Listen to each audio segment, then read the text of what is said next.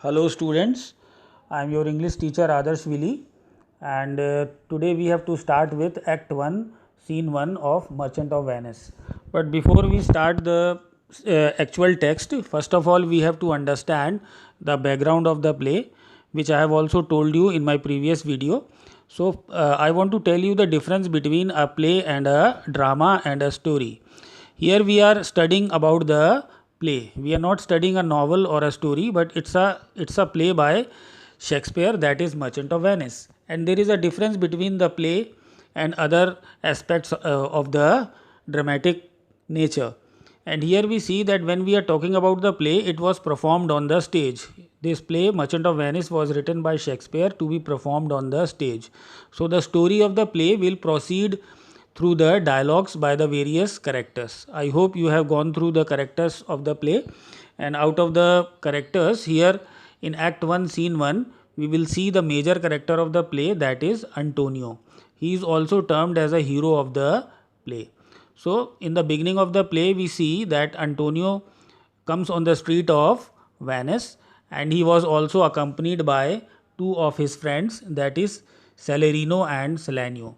And as the scene starts over here, Act 1, Scene 1, it starts on the street of Venice, and we see that Antonio is in a sad mood.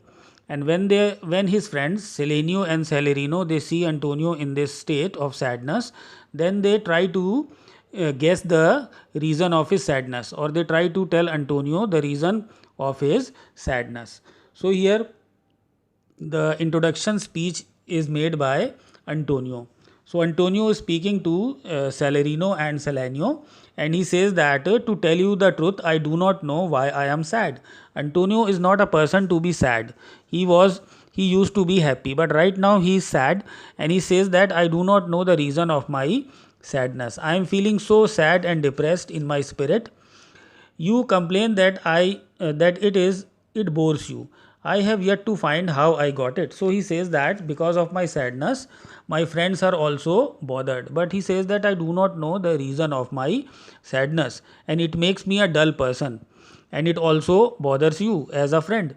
So Salerino makes a guess over here, and he tries to find out the reason of his sadness, and he says that I think that your ships are in the ocean, that is the reason of your sadness. Because Antonio, being a rich merchant, he has a trade, and he has many ships which were ventured from different places, and a person who has invested all his money in his trade is supposed to be thinking about his ships, about his business, that there can be many dangers to the ships. So here Salerino tries to explain Antonio that you should not be worried about the safety of your ships, because your ships are very big. They are very big and magnificent ships. They are large ships. They are richly laden vessels, and they have a big sails, and they proceed with a great speed. And when they are moving in the sea, they are just like the rich citizens. They are compared to the rich citizens and the wealthy people, and also the pageants or pageants at the sea. And when they will pass, the other smaller ships will give them respect, and the other ships, they will not come in the way of big ship of Antonio, and Antonio's ships will pass down, or it will fly with the woven wings. So as they fly them with the woven wings, so this way Antonio should not be worried about his ship. Then Selenio also comes forward, and he gives his own reason, and he says that let me assure you, if I had such a task at sea, all my thoughts would be entirely occupied by the venture abroad.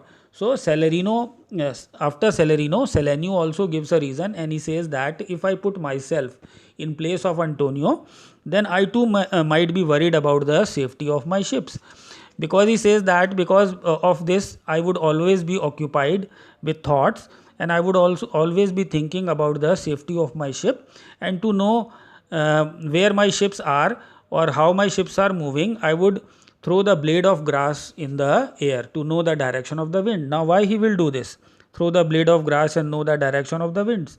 Because in those days the ships were not moved by any power engines. There were no engines. They were moved by the sails, and the wind will carry them. So if the wind is favorable, then only the ships will move in a right direction.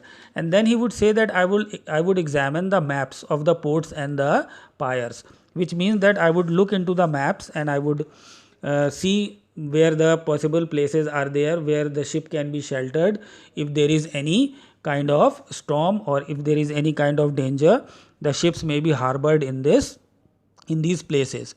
So in this way you see that he says that then he says that this way I would always be occupied with the thoughts about the safety of my ship. So we come here up to line number 1 to 20. Go through these lines and also wait for my other videos. Thank you very much for listening.